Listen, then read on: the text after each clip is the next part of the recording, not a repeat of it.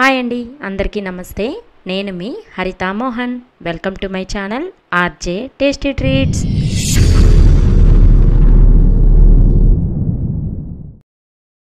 ఈరోజు వీడియోలో ఇంట్లో మనకి మిగిలిన ఇడ్లీ పిండితో, అది కూడా పల్చగా ఉన్న పిండితో పర్ఫెక్ట్గా పునుగులు ఎలా వేసుకోవాలో చూద్దాం. అస్సలు ఆయిల్ పీల్చకుండా మనం బయట తినే పునుగుల్లానే చాలా టేస్టీగా, అంతకంటే సింపుల్గా ఇంట్లోనే చేసుకోవచ్చు.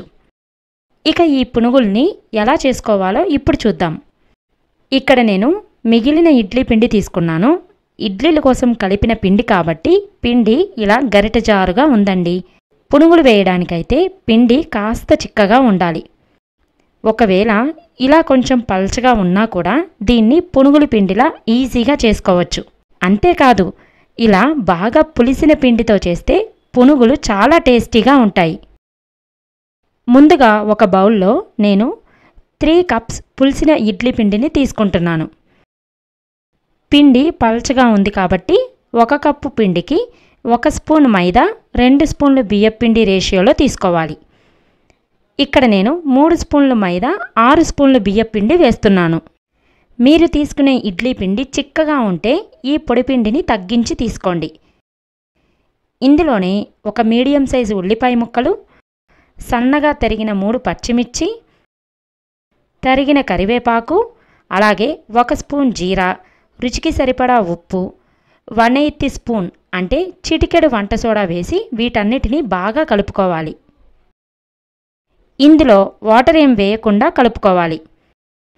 ఇలా పిండిని కలిపేటప్పుడే పిండి ఇంకా పల్చగా ఉందనిపిస్తే కొంచెం కొంచెంగా బియ్యపిండిని మాత్రమే వేసుకుంటూ కలుపుకోండి.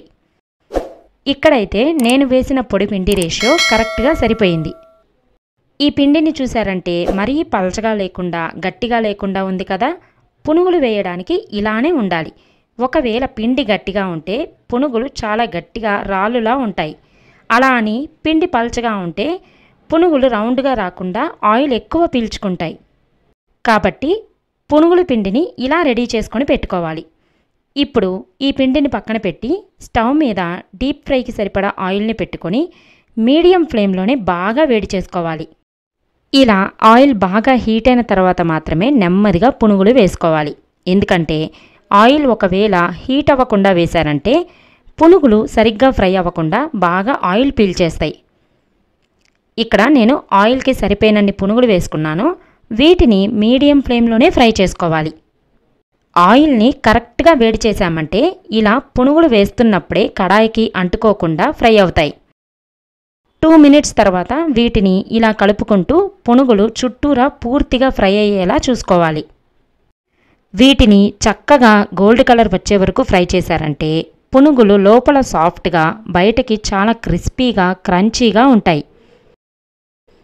చూశారు కదా, మంచి కలర్లో ఫ్రై అయ్యాయి. ఈ కలర్ వచ్చేలా ఫ్రై చేసి తీసుకోవాలి.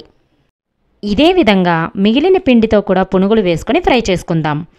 పునుగుల పిండి ఎక్కువ ఉంటే కావాల్సినన్ని వేసుకొని మిగిలిన పిండిని ఫ్రిడ్జ్లో స్టోర్ చేసుకున్నారంటే నెక్స్ట్ డేకి కూడా ఈజీగా బ్రేక్ఫాస్ట్లా కూడా చేసుకోవచ్చు. కాకపోతే ఫ్రిడ్జ్లో పెట్టిన పిండి మాత్రం పునుగులు వేసుకునే 2 to 3 అవర్స్ ముందే బయట పెట్టేయండి. కూలింగ్ పూర్తిగా తగ్గిన తర్వాతే వేసుకోవాలి. అప్పుడే ఇలా పర్ఫెక్ట్గా ఆయిల్ పీల్చకుండా వస్తాయి. ఇవి కూడా చక్కగా ఫ్రై అయిపోయాయి. ఇక వీటిని కూడా పక్కన పెట్టుకుందాం. చూశారు కదండి, క్రిస్పీగా ఉండే పుల్లటి పునుగులు ఎంత పర్ఫెక్ట్గా వచ్చాయో. పిల్లలు ఉన్నప్పుడు ఇలా ఇన్స్టెంట్గా చాలా తక్కువ టైంలో పునుగులు చేసి పెట్టేయచ్చు. వీటిని మీరు స్నాక్లా అయినా లేదా మార్నింగ్ బ్రేక్ఫాస్ట్లా కూడా తక్కువ టైంలోనే చేసుకోవచ్చు. పిండిని కరెక్ట్గా కలిపారంటే పునుగులు ఇలా రౌండ్గా పర్ఫెక్ట్గా వస్తాయి. ఇంతేనండి, ఎలాంటి హడావుడి లేకుండా ఇంట్లో ఉన్న మిగిలిన పిండితో ఈజీగా పునుగులు చేసుకోవచ్చు. మరి ఈ సింపుల్ పునుగులు రెసిపీని మీరు కూడా ట్రై చేసి వీటి టేస్ట్ మీకు ఎలా ఉందో మర్చిపోకుండా కామెంట్ చేయండి. అలానే మరెన్నో రెసిపీస్ చూడాలంటే ఇప్పుడే నా ఛానల్ని సబ్స్క్రైబ్ చేసుకోని వాళ్ళు తప్పకుండా సబ్స్క్రైబ్ చేసి పక్కనే ఉన్న బెల్ ఐకాన్ని యాక్టివేట్ చేయండి. మన నెక్స్ట్ రెసిపీతో మళ్ళీ కలుద్దాం. Thanks for watching.